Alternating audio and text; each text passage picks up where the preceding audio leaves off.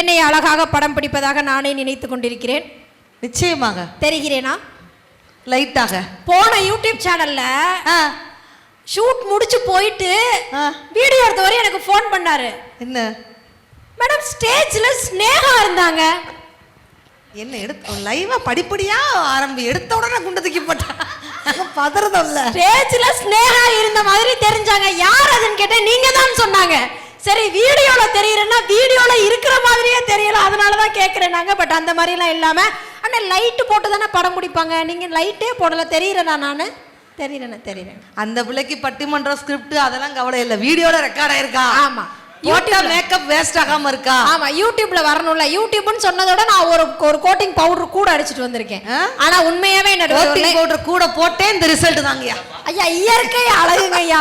நான் என்ன துபாய் போய் 3 கிலோக்கு ஏசியன் பெயிண்டாங்க ஐயா வாங்கிட்டு வர முடியும்? எங்க பட்ஜெட்டுக்கு பான்ஸ் பவுடரோட நிறுத்திக்கிட்டோங்க ஐயா.